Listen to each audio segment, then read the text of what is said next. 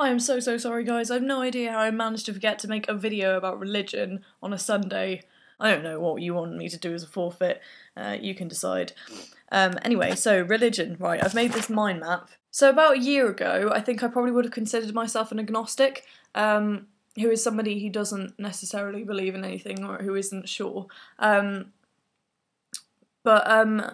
think that might have been because I was scared of hurting other people, or like I wanted to respect other people's opinions and views, but in that sense I wasn't really like respecting my own.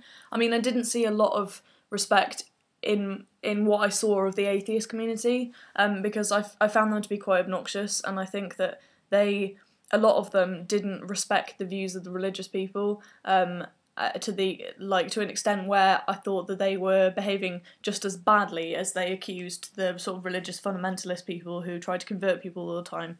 I think that they were being as obnoxious as those people that they were accusing of being obnoxious. But then I did ask myself to what extent I should respect other people's opinions without stepping on my own. I would say that I am an atheist at the moment, I think, but I'm saying at the moment because I think that myself and probably all of the other people on this channel as well are too young to set morals and beliefs that they're going to stick to throughout their life. I think we're too young to say that now because we haven't experienced life enough to actually know that. But anyway, one of the main things that convinced me to think that I was an atheist was the fact that for a lot of religious people, and I think for me as well, a big thing about religion is afterlife and about death, because death is a big uncertainty, but it's the only certainty that actually exists in life.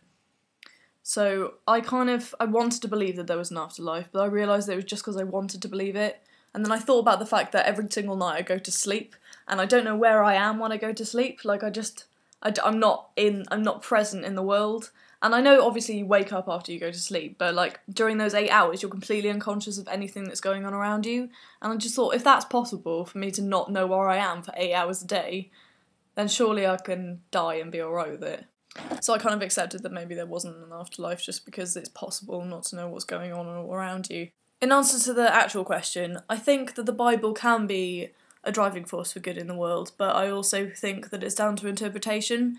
That is one of religion's biggest failings in the world, is that people interpret it so differently. I mean, if you look at Christians, some people interpret the Bible literally, some people only look at little bits of it when they're arguing their point, and I think that the reality is people create their own reality and people will believe what they want to believe, which makes them a lot more free thinking than if you're an atheist you might believe about Christians or maybe even Hindus. Some Hindus think that their religion is polytheistic and others think it's monotheistic. That's a huge gap in thought there and belief. But I think that kind of proves that everybody's an individual and that everybody wants to think that, well, what they want to think, you know?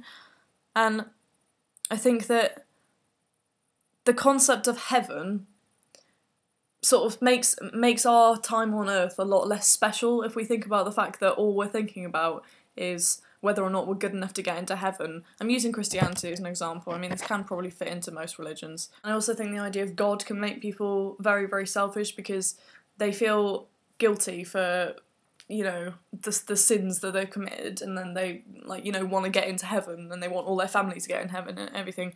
But I think that is quite a selfish thing, and I think that people already know what's right and wrong, and they shouldn't need to look in a book necessarily for answers. I don't disagree that religion can be a driving force for good in the world.